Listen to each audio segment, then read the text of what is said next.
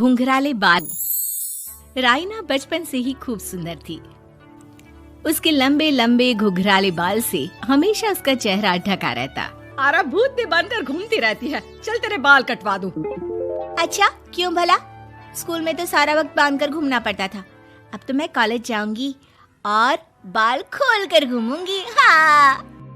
अरे ये बाल देख रही है, ऐसे लगता है जैसे मधुमक्खी का छत्ता। खैर, घने घने घुंघराले बालों से राइना सुंदर तो लगती, लेकिन उसे संभालना उसके लिए बड़ा काम था। माँ, अरे माँ, शैम्पू खत्म हो गया है। इस बार वो वाला लाना ना, जो घुंघराले बालों को और बाउंसी बनाता है। माँ ले आना, हाँ जरूर से। कल मेरा कॉलेज का पहला दिन है, मैं चाहती हूँ सब मुझे देखकर जले। अगले दिन राइना कॉलेज पहुँचती है, जहाँ एक लड़का उसे छेड़ते हुए कहता है, अरे लगता है चाउमीन में सोया सॉस कुछ ज्यादा ही गिर गया। अरे मुझे तो चेहरा दिख ही नहीं रहा। लड़कियां भी राइना का मजाक उड़ाती है। अरे यार, ये कंगना की कॉपी करके कौन आया है? लोकल कंगना और कौन? राइना को सभी पर गुस्सा आता है, लेकिन वो कुछ नहीं कहती। स्कूल में तो बाल बंधे ही रहते थे, लेकिन कॉलेज में राइना एक लड़की से कहती है, हाय, मेरा नाम राइना है, मुझे आर्ट्स डिपार्टमेंट में जाना है। कहाँ से है रास्ता? अपने बाल हटा कर देखो, सामने ही बोर्ड लगा है। राइना को कॉलेज में भी दोस्त बनाने में दिक्कत आ रही थी। वो रोते रोते घर आ जाती है। माँ, मैं क्या करूं? आज तो सारा दिन लोगों ने न जाने क्या क्या बोलकर मेरा मजाक ही बना कर रख दिया। माँ प्लीज कुछ करो ना मेरे बालों का। मैंने तो पहले ही कहा था कटा दे, पर तू। अरे कटाने से क्या होगा, उल्टा जो थोड़े बांध कर ये इन्हें समेट सकती है ना, वो भी नहीं कर पाएगी। तो क्या मेरी कोई दोस्त नहीं बनेगी कॉलेज में, या मैं हमेशा लोगों के मजाक का ही शिकार होती रहूंगी? राइना जोर जोर से रोने लगती है। तभी उसका छोटा भाई आ जाता है और राइना के बालों के बीच एक पेंसिल छुपा देता है। तभी उसका दोस्त भी पीछे से आ जाता है। अरे ढूंढो ढूंढो, कहाँ है पेंसिल? मैं नहीं बताऊंगा। दोस्त काफी कोशिश करता है, लेकिन उसे पेंसिल नहीं मिलती। वो वहाँ से चला जाता है।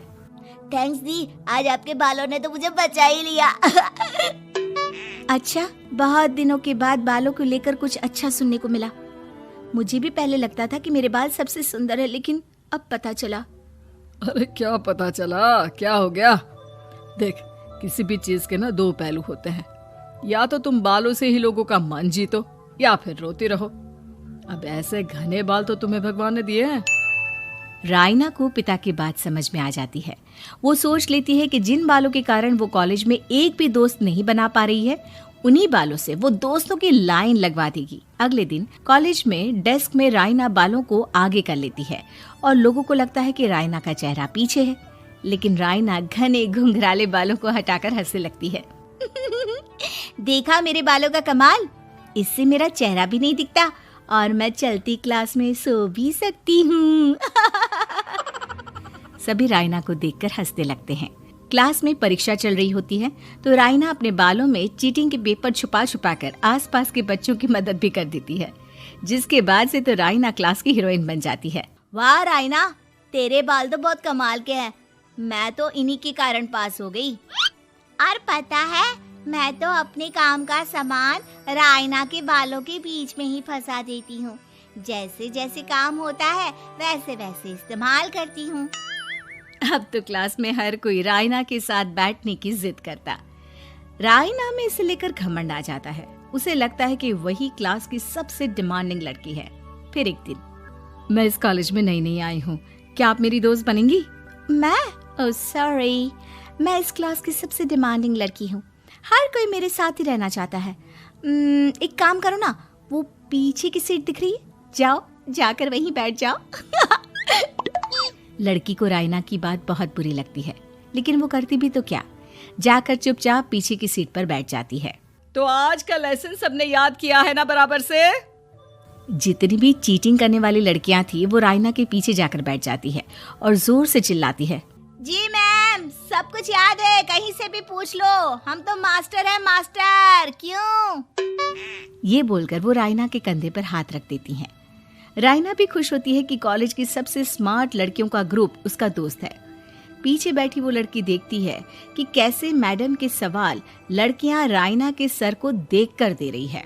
शाबाश, मुझे खुशी है कि तुम लोग इतनी अच्छी पढ़ाई करने लगी हो। मैं प्रिंसिपल से कहकर तुम लोगों की स्कॉलरशिप की बात करूंगी, जिससे तुम लोगों के माता पिता का पैसा जो फीस में लग रहा है वो बच जाए। सभी लड़कियां खुश हो जाती हैं। टीचर के जाने के बाद एक लड़की कहती है, गर्ल्स, अब हम लोग ना सिर्फ सबसे स्मार्ट बल्कि सबसे इंटेलिजेंट भी हो गए हैं।